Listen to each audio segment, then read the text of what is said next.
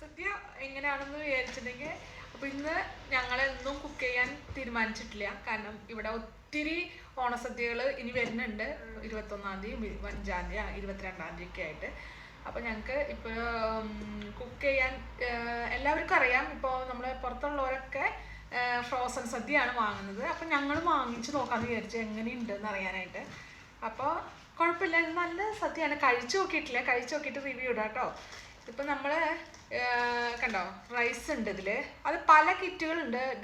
ഡിലൈറ്റിൻ്റെ ഉണ്ട്, ജാക്മീൻ്റെ ഉണ്ട്, ഇപ്പോൾ ഒത്തിരി ഇത് ഉണ്ട്, അജ്മീരി ഉണ്ട്. അപ്പോൾ ഞങ്ങളിത് അജ്മീരിയാണ് വാങ്ങിച്ചത്. ഇതിൽ കണ്ടോ കുത്തരി ചോറുണ്ട്. അത് ഞങ്ങൾ 4 ആൾക്കുള്ളതാണ് വാങ്ങിച്ചത്. 2 പേർക്ക് കിട്ടും, 3 പേർക്ക് കിട്ടും, 5 പേർക്ക് കിട്ടും.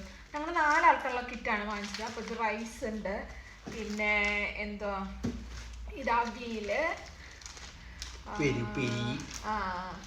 ഉപ്പേരി, പിന്നെ സാമ്പാർ. ഇത് ഇവിടെ വയ്ക്കാം, ഇതിൽ ഫ്രോസൺ ആയിട്ടിരിക്കുന്നത്.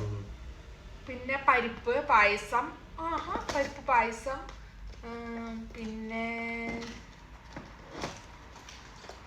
പിന്നെ ഇഞ്ചിക്കറി, കൂട്ടുകറി,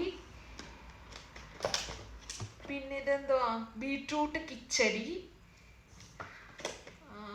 ഇത് പരിപ്പ് കറി തന്നെയാണ്. ഇത് പുളിശ്ശേരി, രസം, ഗോതമ്പ് പായസം. ഞാൻ 2 പായസം ഉണ്ടെന്ന് വിചാരിച്ചില്ല, കാരണം ഇതിൽ ഞാൻ ഔട്ട് സൈഡ് കണ്ടപ്പോൾ ഗോതമ്പ് പായസം മാത്രമേ ഉള്ളൂ. ഞങ്ങൾക്ക് പാലടയാണ് ഇഷ്ടം. ഇതിലിപ്പോൾ പരിപ്പ് പായസം ഉണ്ട്, പരിപ്പ് പായസം ഇഷ്ടമാണ്. പരിപ്പ് പായസം ഉണ്ട്, ഗോതമ്പ് പായസം ഉണ്ട്. പിന്നെ എരിശ്ശേരി, പിന്നെ ഇത് കാബേജ് തോരൻ, പിന്നെ ചെറിയ ചെറിയ സാധനങ്ങളുണ്ട് ഇതിൽ. പപ്പടം നമ്മൾ വറക്കണം, പിന്നെ അച്ചാറ്, ഉപ്പേരി നമ്മൾ നേരത്തെ എടുത്ത് വെച്ചു. ഇത് പിന്നെ ശർക്കര വരട്ടി.